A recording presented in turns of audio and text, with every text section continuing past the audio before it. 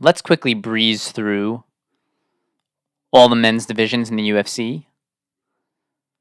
And let's take a look at who we have on the exciting side of which prospect, not real prospects though, which top 15 rising fighter do we have to look forward to in the coming year? We're only still in February, so most of the year is still yet ahead of us. 10 months left after this. And let's see what we have coming in each division very quickly. You have the flyweights. The only exciting prospects, and when I say exciting, I don't particularly mean in terms of fight style in this one. You have Muhammad Mokaev. He's down there, currently at 8. He's a rising star, potentially, who could upset everybody. And then you have Manel Kape. Now, Manel Kape isn't truly that exciting because it's hard to say that he could beat Pantoja or Moreno. And he still has to get there. There's still quite a few guys in front of him. So he needs to get there, and then it's doubtful that he could beat either Pantoja or Moreno. Whereas Mokaev, also, it's yet to see that he can really blow the roof off of this thing on his way up. But still exciting, but really it's the guys at the top who bring the excitement. It's Moreno, and it's Pantoja, and it's to see who's going to have the belt. But no real rising star at this point, unless Muhammad Mokaev can show us a little bit more than he's been showing us recently. At bantamweight, it's sort of a similar situation, because the most exciting guy in the division, Sugar Sean O'Malley, already has the belt. The most exciting way that this division can play out is if Sean O'Malley knocks out Cheeto and then knocks out Merab. If he can knock out both of those guys, I think that would be the most exciting way the division can possibly go. What would be more exciting than that? Cheeto leg kicks O'Malley, wins a grueling decision, and then Cheeto goes on and gets out-grappled by Merab? Is that a more exciting way for the division to go? I don't think so. I think that if O'Malley, who we already know can knock anybody out, he possesses tremendous power in his hands. And he knows how to keep the distance with his teep kicks, his front kicks. The most exciting way this can go is exactly like the last fight went. If Sugar Sean can knock out Cheeto the same way he knocked out Aljamain Sterling, that's going to be freaking awesome. And then if he can go, and in a similar striker versus wrestler matchup like the one he had against Aljo, if he can go do that on the feet, picking Merab apart and eventually knocking him out within a few rounds, man, that would be super exciting. And that would just set the stage for anybody who goes up to face O'Malley at the top of the division. It would set that dream where, can O'Malley just knock everybody out? Can anybody not get knocked out by this guy? So I think that would be the most exciting way for the division to go. In terms of contenders on the rise, you have Song Yadong, but frankly, he's not that exciting, and he's lost to already. He technically beat Marlon Vera, but Marlon Vera really should have beat him in the decision in that fight, winning 2 out of 3 rounds, and then he already lost to Corey Sandhagen. So Song Yadong, not that exciting. And then you have Davis and Figueiredo, where it is exciting to see how far Figueiredo can rise up there, but it's hard to imagine what Figueiredo would look like in terms of being able to compete with a guy like O'Malley, who has the reach on him and possesses the same power that Figueiredo has, if not more. So in this case, again, most exciting scenario, Sean O'Malley knocking everybody out, remaining champion. From there, you have Ilia Topuria. And again, Topuria, at the top of the division already, he just dominated the long-reigning champion by beating Volk with that killer knockout. So the question turns to not who's the next rising contender, because that was Topuria. Topuria was the undefeated rising contender. He was the guy who we were excited to see go up against Volk, and he proved exactly why. Now the question goes to, can he knock out Yair? Can he knock out Holloway, who never gets knocked out? Can he knock out Ortega? In terms of other rising contenders, the only guy you really have in that division in the top 15 is Lerone Murphy, but he's not exactly inspiring excitement to anybody. So the question is, how many guys can Topuria knock out and just make it look like they're not even on my level? Moving to lightweight, it's a little bit different. The champ is not that killer striker who knocks everybody out. yeah, he did knock out Volkanovski, but Volkanovski going up from 145 to 155, and that fight did not play out exactly the way that Volkanovski thought it would, unlike the previous time where Volkanovski had a full training camp, went up to face Islam, and they had more of a grappling match than they did a striking match. In parts of the fight, it was a striking match where Islam did appear to get the better of Volkanovski in the striking, and then Volkanovski actually got the better of Islam in the wrestling. So a bit of a role reversal there. Both guy taking the other one by surprise in what was considered the other guy's domain. But now that Islam got through Volk, he has the belt at top with his wrestling style mainly, and all of the contenders are pretty exciting. It's nothing new, it's guys we already know, but Oliveira, Gaethje, Poirier, Tsarukyan, they're all super exciting fighters. But the most exciting matchup right now is Tsarukyan because of what he did in his last fight, viciously knocking out Beneil Dariush.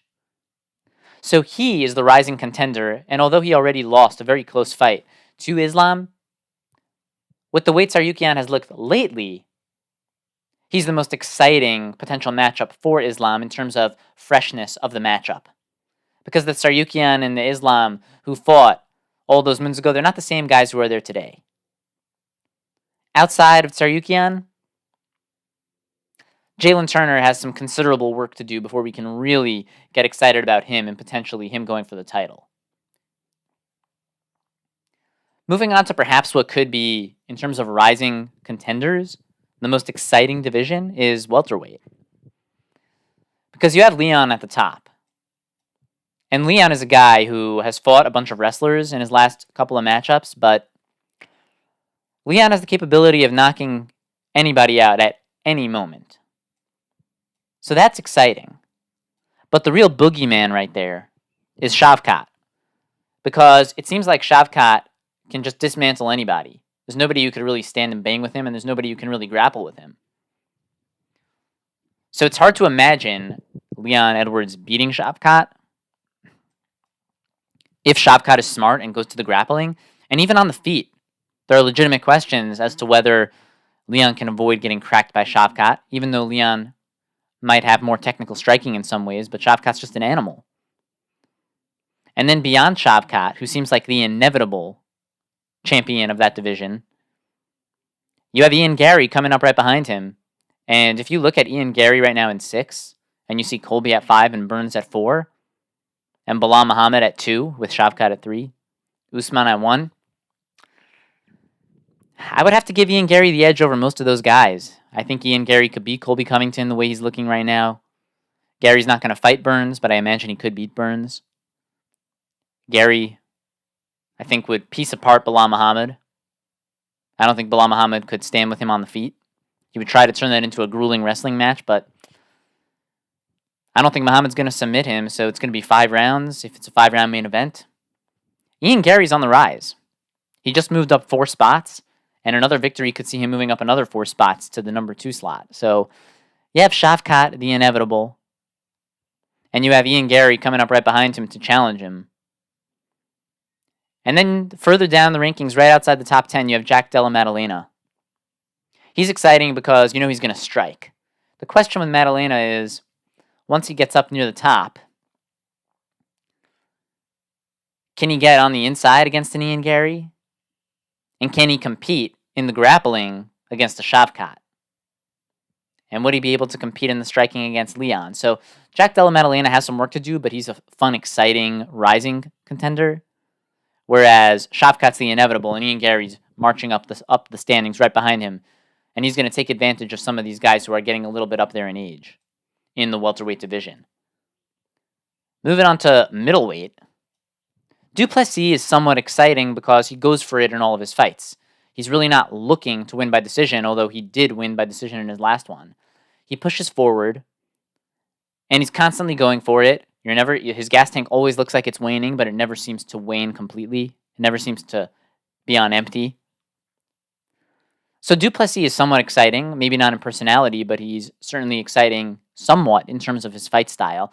And then behind him, you have the old guard. You have Strickland, Adesanya, Whitaker, all previous champions. And then behind them, you have Cannonier and Vettori, who frankly are not quite as exciting, but Cannonier still with a legitimate shot at still at winning a title if he gets the right matchup, gets the right opportunity, because he looks better and better. He continues to improve. But the most intriguing fighter coming up at 185 is Khamzat. And I didn't really consider Khamzat at welterweight because he hasn't fought there in quite some time. And even when he was fighting there, he was having difficulty making it there. And the UFC had to change matchups the last second for him. But Khamzat is that guy at 185, where it's exciting. Currently, he's really only at 11, but the matchups that they're talking about him getting are the matchups all the way at the top of the division. It's Adesanya versus Chimaev. It's a Strickland versus Chimaev, a Whitaker versus Chimaev. Chimaev could go right now and fight all these guys. Whereas he didn't look that unbelievable in his last couple of fights, where Gilbert Burns really got the better of him in many ways outside of the very beginning of the fight, and the same thing went for Usman, who moved up and did a really good accounting for himself fighting Chimaev at 185. Chimaev is still the guy who brings the excitement factor because, similar to a Conor McGregor where the fight could end very quickly in the first round, Chimaev is that same way, where you have a lot to prove going against Chimaev in round one. You have to prove that he's not going to absolutely maul you and ragdoll you across the cage like he did to Li Jingliang, and like he did to many others where he didn't even take a strike in the fight. Like he did to Kevin Holland. He ragdolled Kevin Holland and submitted him right off the jump. You have to be able to survive that initial barrage if you're going against Chimaev. So when Chimaev gets in there against Adesanya, it's going to be super exciting for the first 2.5, 3 minutes. And from there, if Chimaev is still around, hey, you might see Israel Adesanya knock him out cold. But then again, you might see Israel Adesanya not make it to the 3-minute mark. And that kind of disparity, that kind of back and forth where the events could go drastically one way and then drastically the other way, having absolutely, no predictability in which way it's going to go, the volatility, the chaos, that's what makes it very exciting. And that's what Khamzat Chimaev brings to the table, right? It's unpredictability.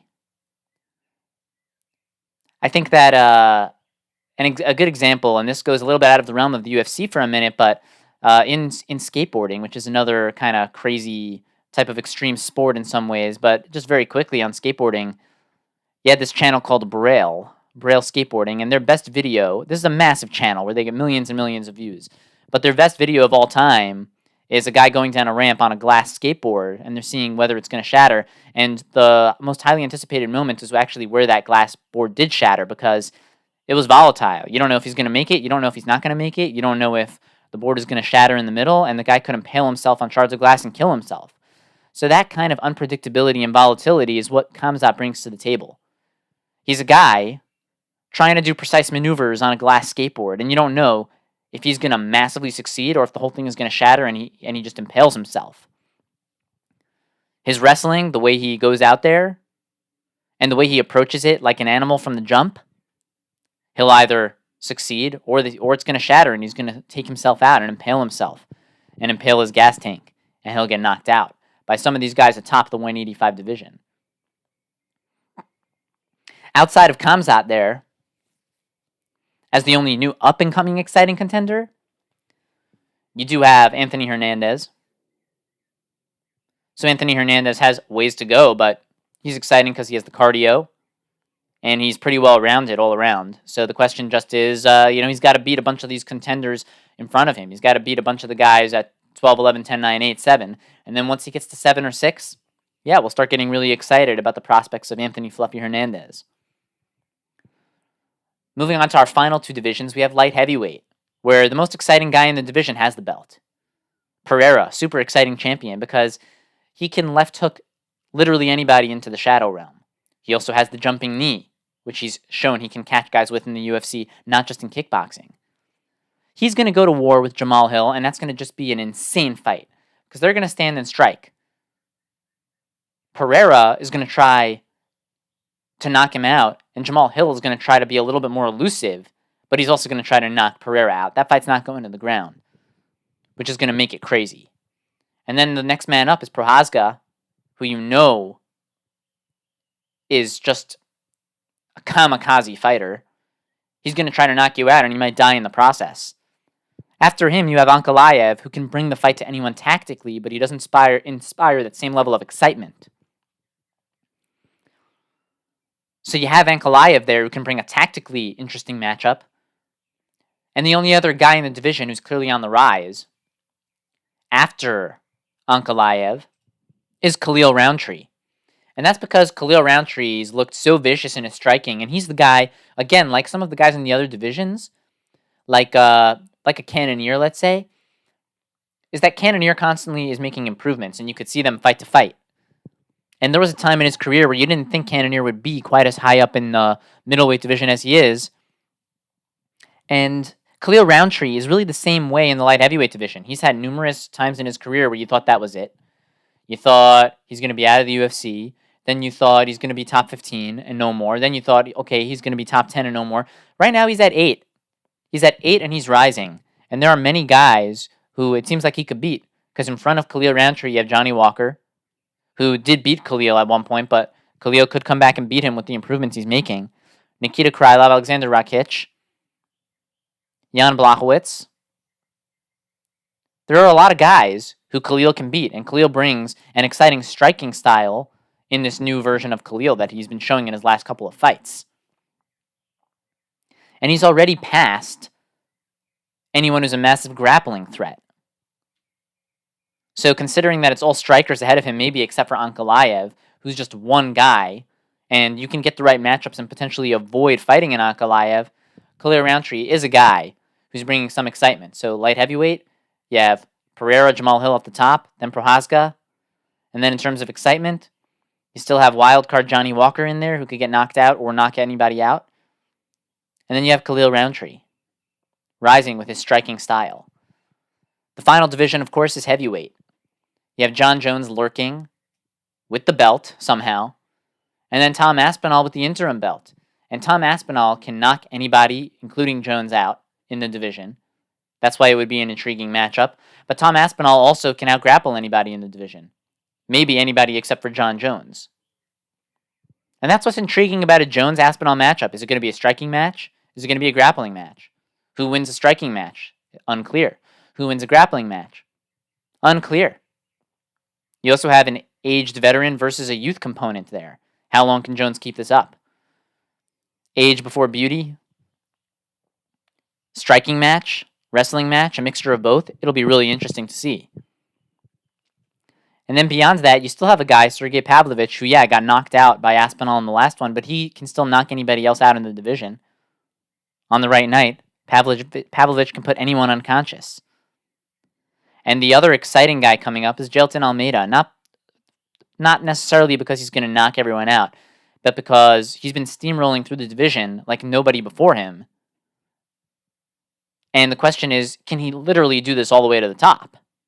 And then go after the light heavyweight championship as well.